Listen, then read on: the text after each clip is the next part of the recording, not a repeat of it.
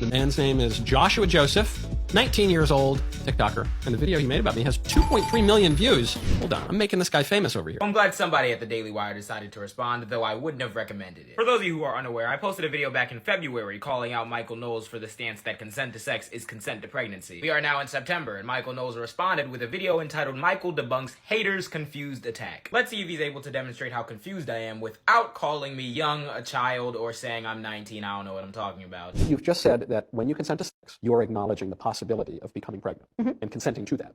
It's consent to the possibility of pregnancy, then it is consent to pregnancy. No, it's not, but I do consent to running laps around Daily Wire dumb until Candace Owens responds to me, so here we go. Honestly, this one makes me super upset because in this scenario, the doctor should have probably called Child Protective Services.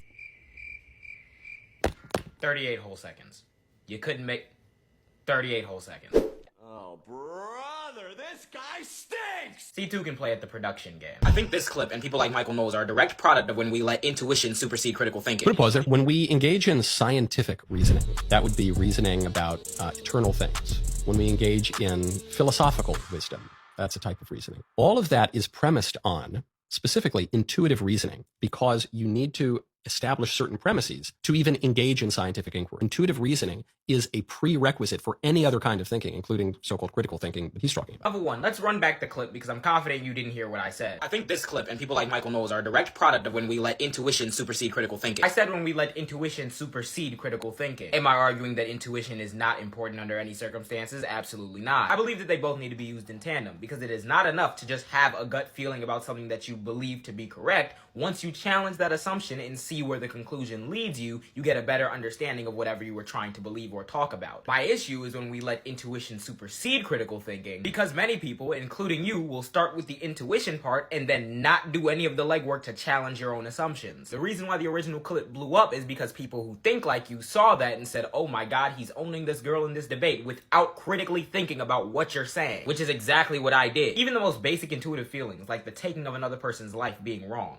have had to be critically thought about in order for us to come up with law that makes sense. Why do you think self-defense law exists? You start with the surface level of taking someone else's life is wrong, and then you critically think and come to the conclusion, but if someone's trying to take my life, do I have a right to preserve myself at the expense of their life? You just begin and end the conversation with taking someone else's life is wrong because of some unfalsifiable claim that I'm going to make later on in the video when we get to that. If I consent to go to the bar, and I know that if I go to the bar, there's a possibility that I get drunk, I am consenting to that hangover that I am going to have that will involve some suffering and maybe teach me some lessons. But one thing, you just completely skipped over the getting drunk part. Going to a bar does not by default mean that you consent to being drunk.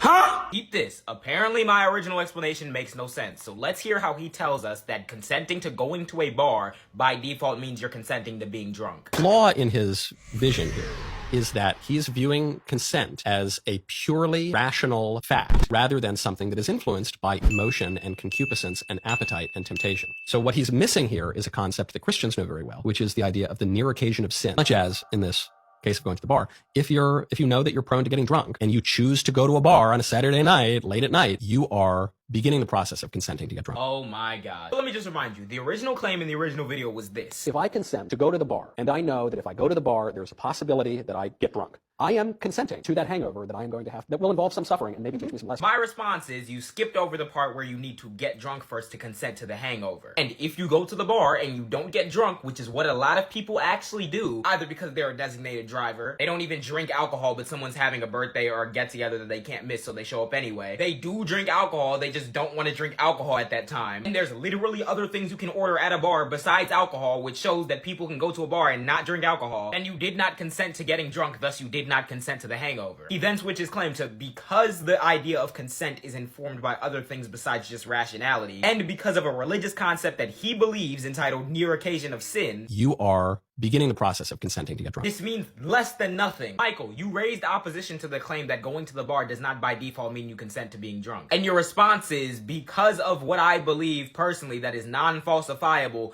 being in a bar means you're consenting by default to beginning the process. A, that wasn't even your original claim. B, beginning the process of consent is not the same thing as consenting, because you could end that process before you consent. C, even if someone begins the process, they can revoke consent even if they consented originally, which would still hold true the concept that being at a bar does not mean necessarily that you consent to being drunk. And D, when I say it's unfalsifiable, there is no way to demonstrate, disprove, or prove that the concept of near instances of sin is a thing that is detectable and real in the real world. It is a religious concept that you believe in. So if you're saying that going to a bar or having sex is consenting to being drunk or being pregnant because of a principle that is unfalsifiable and cannot be confirmed, you by definition are saying, I believe it because I want to believe it because it feels right. Which is exactly what happens when you let intuition supersede critical thinking. And the reason why I think people like him get away with saying stupid like this is because the word consent is being woefully misused. Let's take a look at the definition of consent. Permission for something to happen or an agreement to do something. If a woman gives you permission to have sex with them, you are not then permitted by default to give them a child. Yes, this is something that he's missing too. He's missing the idea that things are for purposes. Sex has all sorts of nice, fun things attached to it. But the point of sex is procreation. Unfortunately, in modern liberal life, we just take all of that away and we say, no, nothing's for anything at all. Michael, what does this mean? Again, you can believe that the purpose of sex is to create children as much as you want. But what we do know already, which is what I point to in my original video, is that people give multiple reasons for having sex. And when I raise this point, you say this later on. People have sex for all sorts of reasons.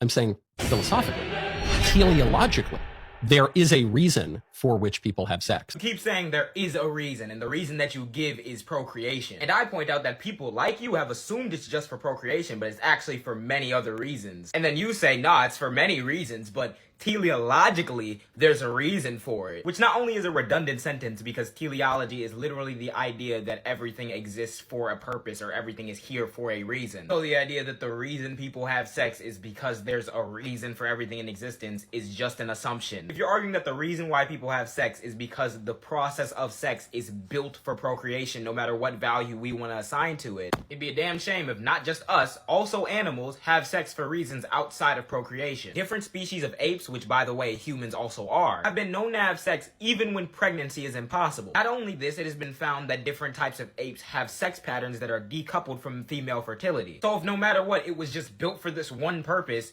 who was it built for? Because it seems completely normal and natural to want to have sex for other reasons besides procreation. And your belief that everything has reason and, you know, modern liberal society wants to decouple reason from things is just that, a belief that you can't substantiate. One of my main issues with this dumb line of thinking is that this logic does not hold up in any other context, because accepting the risk that something may happen is a completely different concept than giving permission for that thing to happen. When Call the cops when you see Tupac. Who shot me? But your punks didn't finish. Now you're about to feel the wrath of a menace. So God hit him. But if any of those things are to happen to you, you wouldn't be expected to be okay with that. If you watch Michael Knowles, why aren't you questioning why this just took place? He listened to what I said, but he cut out the audio from everything I just said there that proves my point and put Tupac over it. Almost as if he didn't want you to hear anything that I said. So here you go, this is what I said. One of my main issues with this dumbass line of thinking is that this logic does not hold up in any other context, because accepting the risk that something may happen is a completely different concept than giving permission for that thing to happen. When you drive, you accept the risk that someone may be a drunk driver, you accept the risk that someone may run into you, you accept the risk that your car may spontaneously combust. But if any of those things are to happen to you, you wouldn't be expected to be okay with that, nor did you give the okay for those things to happen. And nobody would judge you for seeking corrections to those things if they were to happen to you, despite the fact that you accepted the risk of those things happening. He doesn't even know how to go about thinking. Well, okay, so if you're somebody who can become pregnant, you know you can, and no condoms or contraceptives are being used, then you consent to pregnancy. And even then, still no. Much in the same way I could drive at high speeds in bad weather with no seatbelt on, I still don't consent to dying in a car accident or being badly injured or having a car accident in general. Now, there is room for one to say, well, you shouldn't have been doing that or whatever, you need to be safer. Yes, sir. Yes, sir. But if I take the most reckless Yes, element sir. while driving and say the act of driving means you're consenting to a car accident, I'd look like a damn idiot. Yet again, back at it with not allowing me to finish what the hell I was saying through shitty production. What was the part that was a little bit muffled there? Now, there is room for one to say, well, you shouldn't have been doing that or whatever, you need to be safer, da-da-da. That's a perfectly fine conversation. But if I take the most reckless elements of what you can do while driving and say the act of driving means you're consenting to a car accident, it still isn't. And it'd be very fallacious to take the most reckless instance of sex and say that sex in general is consent to pregnancy, despite the fact that we take multiple other steps to prevent pregnancy pregnancies if we are not consenting to them. He cuts that out, and then what does he finish off with? I'm not going to be too harsh. I think he's very young, and he talks like a very young person who hasn't thought very much. In my opinion, you're an idiot. They will ignore prejudice, they'll ignore history, they'll ignore common sense, and they will say, I'm going to explain how it's good to kill little babies. I'm going to explain how men and women are exactly the same and they're not complementary. Calling me young and saying a bunch of bullshit that I never said but makes his audience feel very comfortable. Michael, you have very wealthy backers and you're on a very wealthy network. How do none of you have the media literacy to understand that once you impugn somebody for their age and calling them young in a political discussion, it makes you look worse if that person makes you look dumb either way? But then again, when engaging in propaganda and not honest discussion, painting your opponent in any way you can to get the audience to turn off their brains and not listen to what they're saying is a very profitable business model. Good day.